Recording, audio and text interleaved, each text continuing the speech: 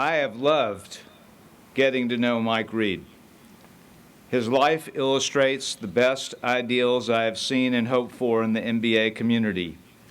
He embodies that saying, "Nothing is so strong as real strength or as gentle as real strength." Mike grew up in Juniata, Pennsylvania, where he played football as a fullback in high school. He was recruited to Penn State University and received his degree in music in 1970. Mike was a unanimous college football All-American selection and won the Outland and Maxwell trophies as the country's outstanding lineman at Penn State. He also finished in 5th place in the Heisman Trophy voting. He continued his football career as a first-round draft pick of the Cincinnati Bengals, earning Defensive Rookie of the Year, and then was voted NFL All-Pro in 1972 and 1973. After only 5 seasons in the NFL, Mike Reid decided he would rather play music than football for a living. Mike once said, "I had no gifts or natural abilities in music. My gifts were in sports. But the music was something that got in there. I just enjoyed trying things." Fortunately, my college coach, Joe Paterno, loved that he had a guy on the team that majored in music. Mike Reid also commented, "It's not all that long ago that I realized sport was something I wanted to do, but I remember wanting to be a writer. There was no discernible talent in me, but I do think following your heart sometimes requires overcoming common sense." And writing has been Mike's life since the early 1980s. In 1983, he scored his first #1 country hit song, "Inside" by Ronnie Milsap, and subsequently has composed more than 30 top 10 and pop hits. 21 of those records have gone all the way to #1 on the charts, including Bonnie Raitt's "I Can't Make You Love Me," which was inducted into the Grammy Hall of Fame. It is a pleasure to introduce as our commencement speaker someone I admire and believe in, someone whose goodness emanates from his humility and decency, and whose person speaks volumes about building a better life and community as a friend, a gifted writer and musician, and father, husband, and human being. I am grateful you are here tonight to speak to the class of 2020. Please welcome my friend Mike Reid. Thank you, Brad.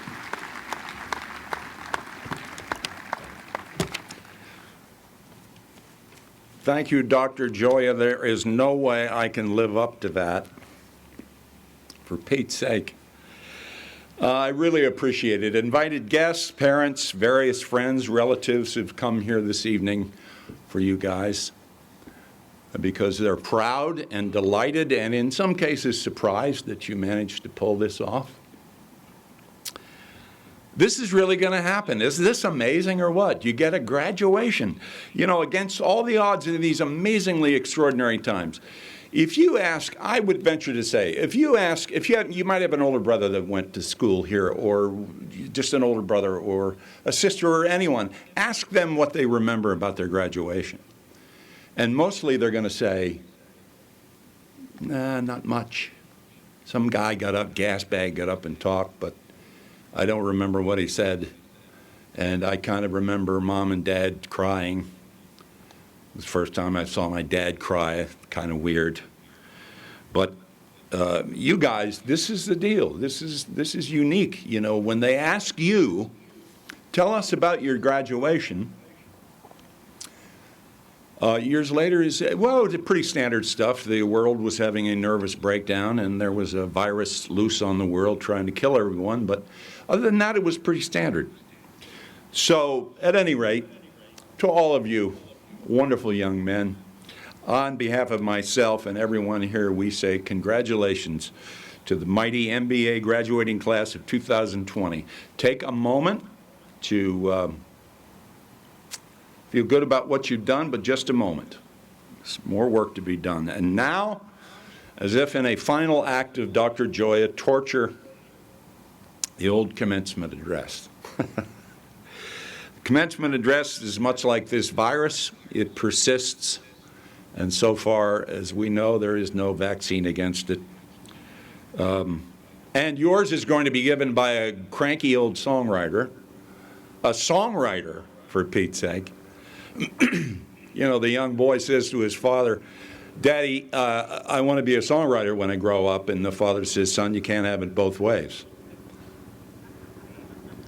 Yeah, that takes a little while to, right? At any rate, Aeschylus, I think it was, said, wisdom alone comes through suffering. If that's in fact true, then we all ought to be a little smarter about 15 minutes from now. So what am I going to tell you guys? What in the world is somebody my age going to tell you men? Well, in the way of the old requisite address, you know, reach for the stars, whatever you dream you can achieve, that kind of thing. I'm not going to say that. I, in my life, have never reached for a star. And whatever you can dream, you can achieve. I've dreamed a lot of my adult life that Gwyneth Paltrow was crazy about me and wanted to go to Hawaii on her dime, so I don't even think we need to unpack that. But I want to be clear now, seriously. I'm not cynical about any of this, and I certainly don't intend to dismiss those of you that know exactly, have a perfectly ordered dream that you're going to follow in the coming years. Some of you know exactly, actually, perfectly determined plan you intend, come hell or high water, to follow. You, I call you the fortunate ones, and to you I say, good for you, and best of luck. But many of you, I guess, are like I was at your stage of life, confused, and now in this current world we live in, somewhat unsure, and maybe you have a little feeling like pushing off the dock into the fog, you know. To you, I say you have my heart. I get it. Truthfully, I've lived in fear of this evening, standing in front of you, young men, attempting to pass myself off as someone who knew things about your life, a guy who seems to know things about this world that you don't. And it occurred to me that what was at the heart of my fear was lying to you, okay? Standing here saying things to you that sounded wonderful, inspirational even, and wondering if I really and truly believed a word of it. I've asked friends this single question. If given the opportunity, what would you tell these young men? What would you tell them about the world they are about to experience? What would you tell them about the world they are experiencing, the world they are about to graduate into? Well, I got a range of responses, some hopeless, some not very positive, some encouraging, some crazy, pretty much all over the map. It was a good exercise for me because in the end it forced me to answer the very same question, and in doing that I began to remember a few things that I had allowed myself in my old age to forget. One is that the pure genius of life is that it will accommodate any conceivable point of view. If you think the world is a nasty, unfriendly place, well, you don't have far to go these days to find evidence of that. And if you think the world is an extraordinarily beautiful place, damaged, difficult, but beautiful, there's evidence of that everywhere. If you think people care or don't care, turn on the TV, you'll see evidence of your position. If you think they do, good for you. Just look around you. This space is filled with people who deeply, deeply care about what your lives are going to be. Some years ago, I could have stood here, man. I could have stood here and I would have been able to give you a pretty good idea about what to expect in the coming years. Well, you know, I'm sorry, not anymore. And you guys know that. You're not going to buy that from me anyway. Things are changing. Growing, change, growth is painful, and it is my considered belief that nobody, and I mean nobody, has a blueprint for how things are going to go, and that certainly includes me. So what can I say to you beautiful young men without throwing a load of nonsense into your face? What eternal verities, truths, still, and will always, through the arc of your life, exist? Okay, here's one. A lot of what you will experience in the coming years is going to be hard. It is going to be difficult. It will involve challenges, the likes of which you have not yet faced, and through these you will experience moments of success. And you will also experience many disappointments, rejection even, things not going quite as you had hoped. And you know what? That's okay. You're not an anomaly. You will not be alone in experiencing that. In my view, it is literally the natural order of things. You will come to God, whatever your idea of that word is, on a hard bench, not a barcalounger sipping a beer. You will come to the deepest experience of yourself, your identity, through difficulty. The human mind, yours, the human mind, body, heart, hands, are built for struggle, are made stronger, forged in the fires of struggle and difficulty. And that with that struggle and difficulty removed, man is, to quote the late, great American playwright Tennessee Williams, that man is a sword cutting daisies. That perhaps not privation, but luxury is the wolf at the door.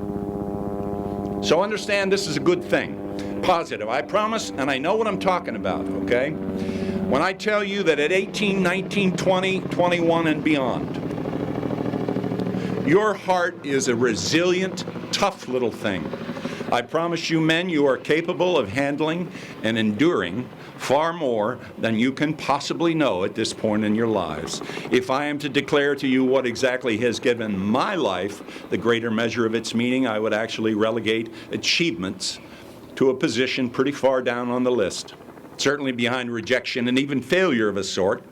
Now, I'm not going to stand here and I'm not going to encourage any of you to set sail into the world seeking failure. No. Disappointment stings. It hurts. Nobody wants that. But I would heartily remind you, I want you to think about this. Failure is not a condition, but is a moment in time, ripe with much to teach.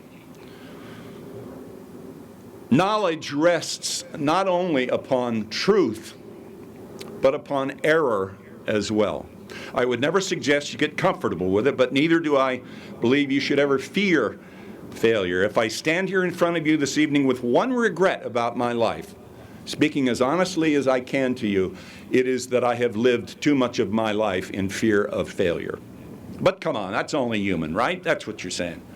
I mean, who wants to hurt? Who wants to feel the sting of disappointment? Who in the world wants to get in the heart's broken here line and say, yeah, I'll have one of those and two of those, and let me try that on, see how that fits?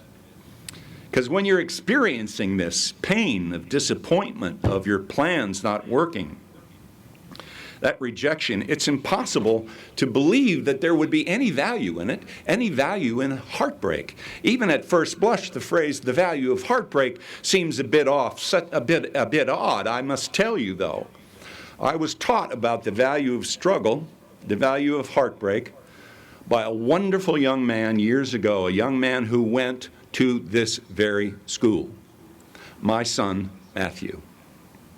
Emerson said the child is the father to the man. I always loved that, but I never understood it till I found myself the father of a boy on a high school wrestling team. He had worked so hard as a wrestler, a committed young man to a sport and to a coach. Frank Simpson, who is here, I saw him earlier. Coach Simpson was Matt's first real mentor, a man Matt loved and admired. What Matt perhaps lacked in pure ability as a wrestler, he made up for tenfold in massive heart. A warrior, a huge-hearted kid, this one. He worked hard, faithfully, even though he was seldom on the starting team, and he longed to contribute. He did this all through high school, and finally, deep into his senior year, he got the chance. It was a tournament in Clarksville that he was given the nod. He would be the starting wrestler in his weight class, finally. And in a big match, late in the tournament, he was pitted against a boy who would eventually go on to become the state champ, in that weight class, and Matt was soundly defeated. He walked off the mat after the referee raised the other boy's hand in victory, and he sat behind the team bench with his back to the gym, his head lowered. He was literally the visual incarnation of a heartbreak itself. As a father, it was the most difficult moment of my life, seeing someone you love so much hurting like that. Now, you see, guys, my way of dealing that was to say, okay, I would walk across the gym, find that other boy's father, tap him on the shoulder and say, "Sir, your son just beat up my son. So you and I have to go to the parking lot now. I have to beat you up." Real mature way of handling things, right? At any rate, there Matt and I were after the tournament, heading home in the car. Fortunately, at that moment, a voice, whatever, I don't know what it was, said, "Mike, keep your mouth shut and your ears open." We drove a few miles in silence, and finally, "Dad, you want to talk about this?" I said, "Your call, buddy. You're my guy." And then he said, almost word for word, "Dad, I love sports. I really love sports. But I am not a competitive athlete. I have great friends, friends who love me and that I love." And then he paused a moment and said, "And Dad, I like who I am." And there it was, men, from the mouth of that boy, "I like who I am," a phrase that in the entire course of my life, I had never been able to say. And for days after I processed all this, and though I'm a little thick-headed, it finally occurred to me how we so often misinterpret heartache, difficulty in this culture, that what had happened was his heart hadn't just been broken, rather it had been broken open to reveal things about himself that he might not have realized in any other way, any other circumstance, that he was good with who he was. An extraordinary insight for a boy his age, and that was some years ago. And today, at the risk of sounding like a typical father, Matt is absolutely one of the best human beings I know. Kind of guy MBA should be very proud of. He's compassionate, kind, thoughtful, generous, a great listener. What will he achieve in this life? Who knows? I don't know any more than I know about what you will in your lives. But I will tell you this from the very bottom of my heart tonight. I would trade everything. I would trade all I have achieved in this world to be the man my son is. Some of you will leave here and achieve extraordinary things. Many of you will not. Some of you will know great wealth. Most of you will not. But keep in mind that when you reach for the stars, not every star in the firmament is made of money. There are other things that shine as bright, or brighter even, such as honor, dignity, decency, honesty, compassion. My God, just listen to the sound of those words and think of how infrequently we hear them these days. It is my considered opinion, men, that what this broken world is most desperately in need of is decent, honorable, committed people. I think it is a lot harder, far more difficult being your age now than it was when I was your age. You're bombarded with millions of bits of information every single day of your lives, and much of it is a lie. So much of it is somebody else's attempt to sell you on a lie. The entire advertising business, and now more than ever politics, television, relies on all of us believing that lie. And what is that lie? It is that somebody else can tell you how to be happy. Somebody else can tell you what your life should be, how to fulfill it. This car, these shoes, this house, whatever. Men, if you hear nothing I say, if you remember nothing of our time together this evening, hear this. Nobody, and I mean nobody, can tell you how to be happy. I can't tell you how to be miserable either, but I can tell you how to increase the odds. Okay? Make the acquisition of money the single priority in your life. Measure the quality of your very existence by what you have, by what you own, by what you possess, and I can almost guarantee a fairly high misery quotient. One of the very best things I have ever read in my life is a piece called The Catastrophe of Success, again by the great Tennessee Williams. The Catastrophe of Success. I encourage you to Google it. Everybody should read this piece, regardless of age or generation. In the final paragraph, Williams counsels the reader thusly: in the time of your life, live. That time is short, and it doesn't return again. It is slipping away while I write this, and while you read it, and the monosyllable of the clock is loss, loss, loss, unless you devote your heart to its opposition. Good stuff. How then do you devote your heart in opposition to the relentless passing of time? Well, that is what I, me, Dr. Joya, all these wonderful people here for you this evening, that is what we want you to tell us. These next 4 years and beyond are yours. This is your time. This is about to be your world now, with all its mess, in all its brokenness, in all its beauty. So live. Live. Engage with not his, not hers, not mom's, not dad's, not theirs, not somebody else's, but your extraordinary, challenging, painful, joyful, disappointing, exhilarating, triumphant life. It is the privilege of a lifetime to become who you truly are. In the end, men, the successful, meaningful life is really not all that hard. Across the arc of time, through changing technological, social, economic, and moral landscapes, the recipe remains constant. Work hard. Tell the truth. Keep a faith. Men, it's bigger than you, but in the words of the transcendent Walt Whitman, the powerful play goes on, and you may contribute a verse. And lastly, be kind.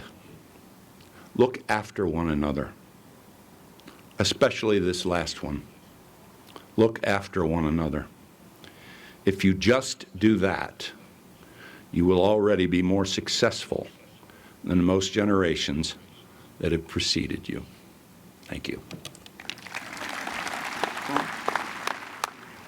Yeah, this is Dr. Joya's idea, guys. Brad asked me to, did I have anything appropriate here as you venture out into your new lives? And this is autobiographical, but I think it may be applicable.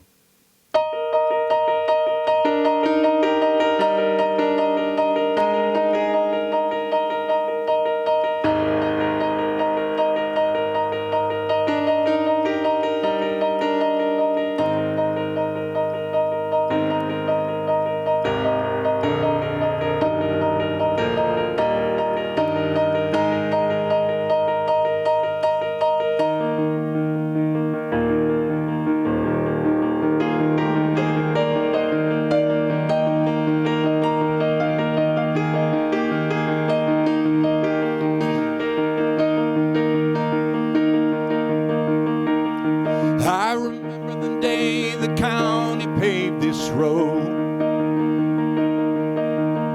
I was just a kid, but man, what a show. I'd never seen such a big machine, and nearly every night, well, I dreamed about that asphalt ribbon rolling out of sight.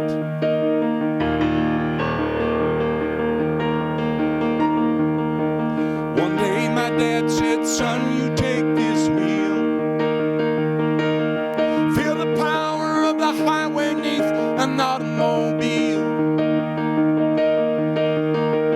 Pulled out onto the asphalt and I fumbled into third. Put his hand upon my shoulder and very softly said these words.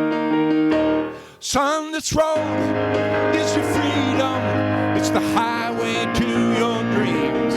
Just remember where it came from, no matter where it ever leads. And anytime you're ever out there and you're feeling all alone, this road that you leave on can always bring you home.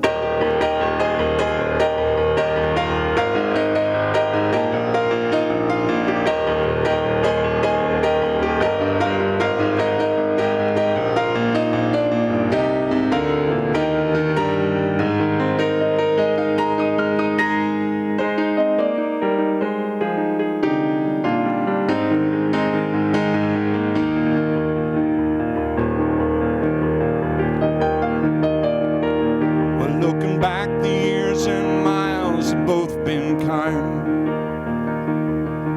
Oh, I love this life I live, but now and then I find there's a hunger in my soul for a place I need to be. And I can hear my dad, I still hear him saying those words to me. Son, this road is your freedom. It's the highway to your dreams. Just remember where it came from, no matter where it ever leads. And anytime you're ever out there and you're feeling all alone, this road that you leave on can always bring you home.